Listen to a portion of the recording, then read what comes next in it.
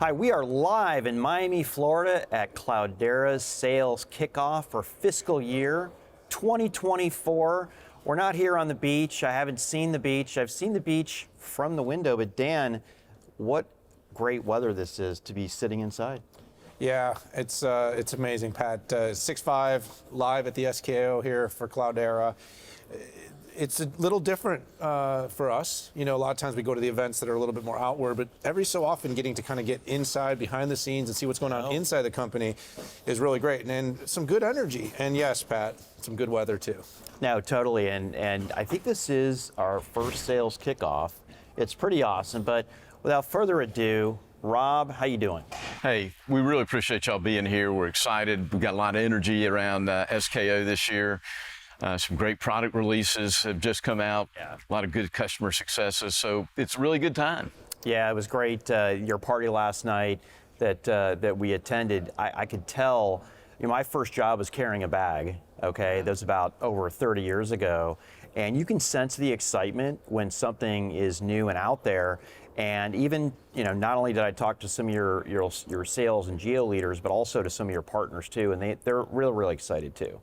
It's a great time at Cloudera right now. We're excited. We've got momentum behind us right now. We're finally feeling some tailwinds, some great customer wins, some really big customer successes. Yeah. So now we got to build on that momentum as we've started up this new year. Yeah, we should talk about that here because, you know, some of the words I heard walking around the lawn here at the Fontainebleau, nice hotel, by the way, Yes. in Miami, you know, was product fit. A lot of people talking about feeling like the product's more ready than it's been in a long time, which for salespeople, that's like a love language, right? Because you're not selling anymore like what might work. You're saying like, we're ready to go. And also I just saw a lot of smiling and dancing. I think I actually saw people out dancing, which is, you know, Yes. it's always an indication of a good, strong culture. But Rob, you being the CEO, president of Cloudera, it's been a big year. Talk a little bit about how the business and the technology is moving along for the company. Yeah, well, I would summarize it as we now have tailwinds and momentum. You know, when we wrapped up the year in January, we had migrated at that point 71% of the customer base from legacy Hortonworks Cloudera platforms onto CDP. More importantly, we've got 86% of our ARR is on CDP. And if we fast forward to this year, by the end of this year, we think we'll have about 96 to 98% of our revenue tagged to CDP and probably 92 to 93% of our entire customer base over to CDP. So, you know, really strong adoption of the product. What we're also seeing is great net expansion rates. So what that really states is once they use CDP, they expand their use cases, they expand the number of applications they have. And we're starting to see even a bigger movement now to the public tier. So they usually come across to the private cloud, and then they expand onto the public. And we're seeing that motion really accelerate right now. And that's a great signal. And, you know, on the other side of the trade, from the growth on the revenue side, what we've done is we've really focused on unit economics and gotten very focused on our EBITDA contribution. And when we look at the unit economics from an EBITDA and a growth standpoint, on a pro forma basis, on a rule of 40, we achieved 49. So really great execution by the team, not only on the revenue side, but also on the profitability and the operations side of the business. Yeah, that's phenomenal to see. And, you know, Rob, nothing goes quickly in enterprise IT, right? Especially when you're dealing with such important data that's literally driving the bottom line for them. Or if you're a government entity, you know, some huge research that you're doing or some big breakthrough that you're working on. So nobody wants to take big risks. And the great news is that sends a clear message that the platform is ready and people are adopting. I mean, 98% people on it. It is astonishing. It really is astonishing. It also makes sense to me that customers would want to get in that cloud model, private cloud model first, before they expand it to hybrid cloud, bursting, or however they chop up their applications and data. We are in a unique time right now. I mean, it seemed like tech industry was blowing and going forever, okay, in an environment of 0% interest rates, it seemed like, and whether we could probably debate whether we're in a recession or not, but there's definitely a downturn out there. I'm curious, Rob, salespeople got their pitches and the product people made their cases, but what are you offering specifically, with high intent to help your customers kind of get through some of these tougher times where they might be asked to either reduce their budgets or do the same, do more with the same? Yeah, well, so if you look at our customer base, we're very focused on the Fortune 2000 and the upper end of that. If you look at the top 10 industries, we have anywhere from 8 to 9 or even 10 of the top 10 in each one of those 10 as customers. And our customers use our platform to manage mission critical use cases, bet the business kind of applications, and they tend to be very structured data sets that require a lot of governance, high security disciplines. And so as our customers have pressure points on their business, they get very, very focused on what are the unit economics around their business. Yeah. And so as they unpack the unit economics, they need analytics to do that, right? And they need to be able to have visibility to all their data in a consolidated view, and our platform and our tooling gives them that ability very easily. And as they rationalize their costs, what we're seeing is actually a lot of repatriation from the cloud applications that have just become either, they've grown to a point to where architecturally and or financially, they're just not pragmatic to run there and can be more cost effectively run.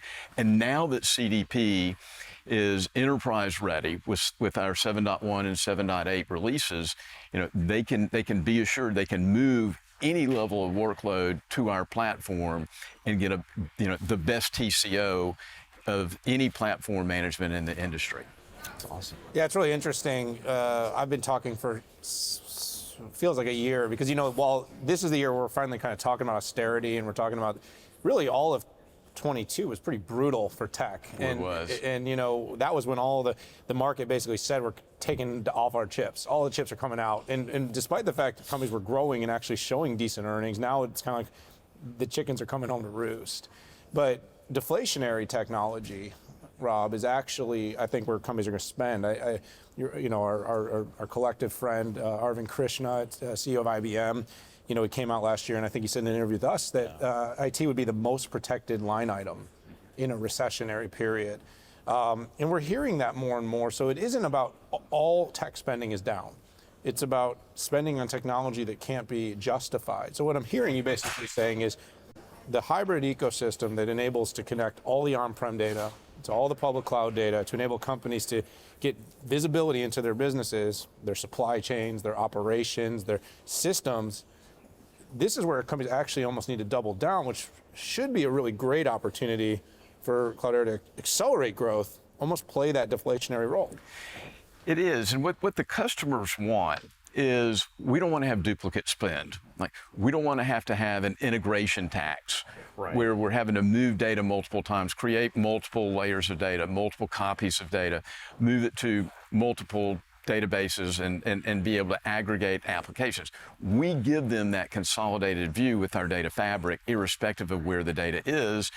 And 9 out of 10 times, we're the most cost-effective place to run that data, access that data, and drive analytics through that data. That's great stuff. Rob, as analysts, we like to leave ourselves escape valves if we're wrong. So sometimes we don't use definitives, right? But I think, Dan, we've both definitively said that Cloudera is the only game in town for hybrid multi-cloud related to data.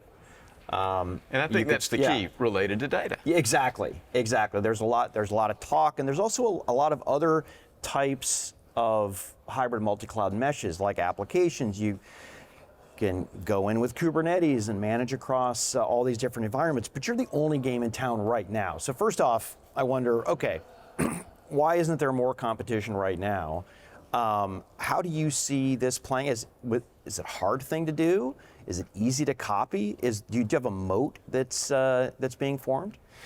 Well, it's hard, and if you really actually rewind in time to the early 1.0 days of Hadoop and Hortonworks and Cloudera, we've been at this 12, 14 years collectively on building the engines and the security models and the governance engines that allow us to be able to operate data at scale. And the core strategies behind, both companies' technologies were we do it in open source. And so we get sort of the tailwinds of the community helping us do this in the highest, best innovation models. But we also did it in a way where we had to be interoperable at every level of the infrastructure stack, whether it be at the server, whether it be the cloud. You mentioned Kubernetes, of course. And so, design principles going back 10 years, were all structured around interoperability of moving data across multiple tiers and doing it in a very secure, highly governed way, and leveraging the kind and embracing the kind of technologies like Kubernetes that ultimately have allowed us to separate storage and compute and run independent on any of those hybrid cloud native data services. And so, customers view us as the best way to get to the cloud for the applications, the data, and the use cases that are most pragmatic to run there, and they don't have to sacrifice anything to do that. But they get the interoperability to move that to either another cloud or bring it back to their data center on a private cloud if that use case and data set grows to a point it's architecturally and financially more pragmatic to do so. Yeah, it's interesting. I hadn't even thought about architecturally based on open source, how that it doesn't guarantee interoperability, but it makes it a heck of a lot higher probability. And then you're fire testing, you're putting all of the enterprise grade control security around it to actually make real enterprises who aren't necessarily hyperscalers make that happen. But then again, interoperability with public clouds, because public clouds are fundamentally start on open source. So it's almost like you have an architectural built-in advantage here. You can't just snap your fingers and say, hey, I do some data, right? And let's say I'm only doing it as a SaaS play.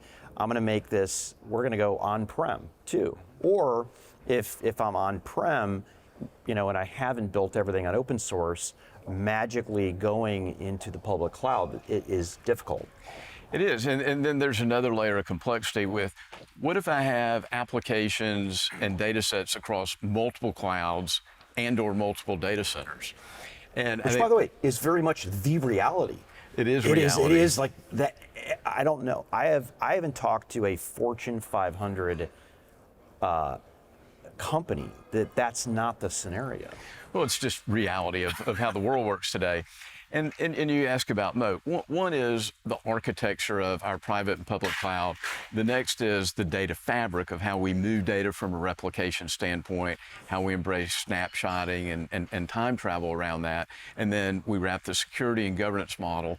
But more importantly is the secret sauce is really in the multi-tenant control plane and our ability to give control back to the enterprise user on how and where they want that data distributed and how they move that data around. And the real power behind our platforms is actually in the control plane.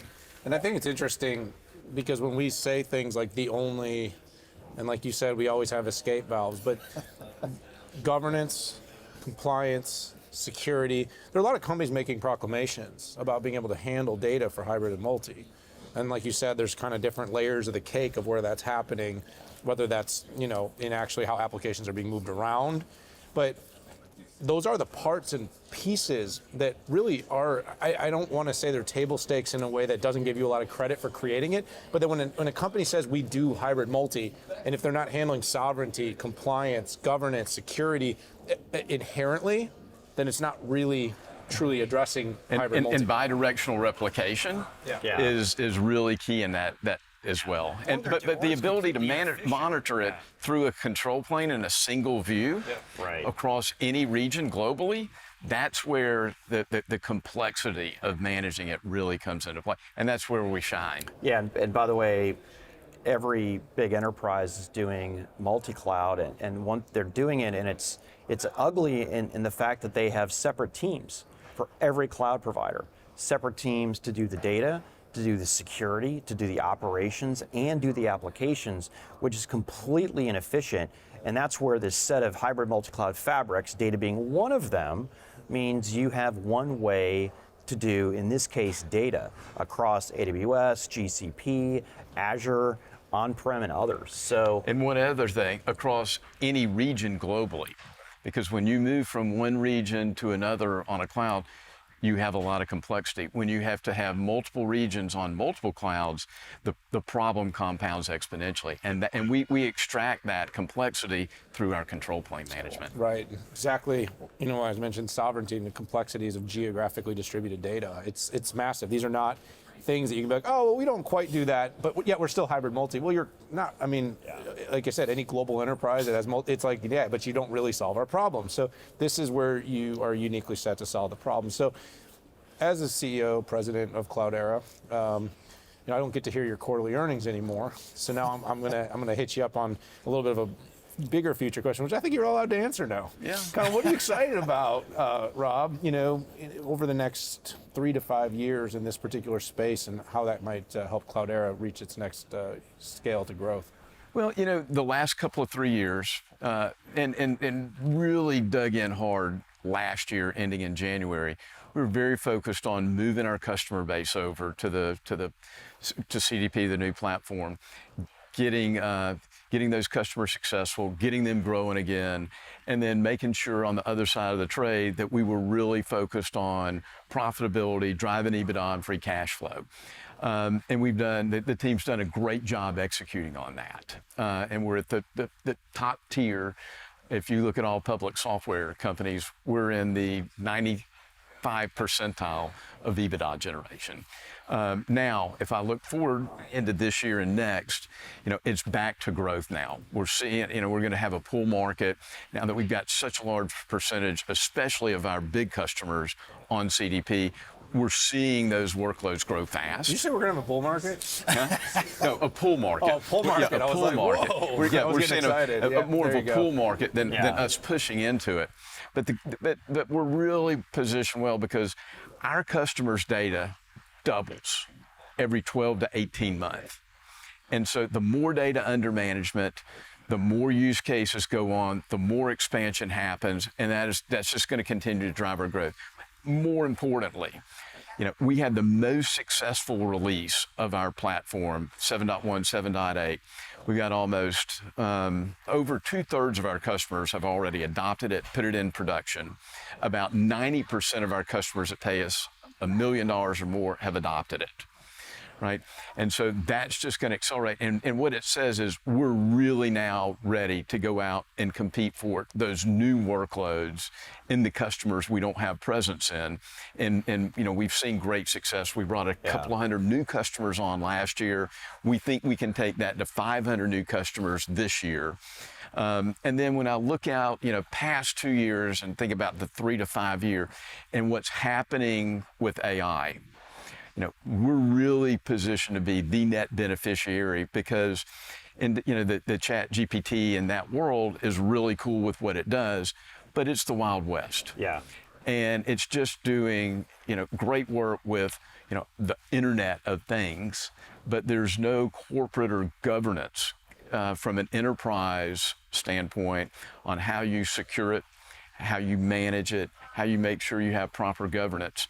And the way the AI works, the more data that you can run and train models on, the more efficient and predictive that AI can be. Yeah. And so where we control the data, AI can be more successful, and then we can apply those enterprise abilities over that AI, and it's going to help our customer base adopt it and get value from it much faster. I love it, Rob. Here our time is up, and I had so much fun. I know Daniel did, but I always learn something when we chat, and I really appreciate you bringing all the insights and updates to the viewers. Like, Dan had said, hey, obviously you're not doing quarterly earnings at like you used to, so we don't hear from y'all. So it's a real privilege to hear what's going on at the company and where you see the company going. That 98% rate and your updates on the software is astonishing. Yeah. Okay, that those numbers are so high, but we appreciate that. Well, thank you both for coming. It's been great to have you here, and look forward to seeing you soon. And let's keep these updates going. Yeah, we'll have you back on soon. So, hey everyone, thanks so much for tuning in here. We're at the SKO live at the Fontainebleau, Miami. This is the 6-5 live on the road. Patrick Moorhead, Daniel Newman.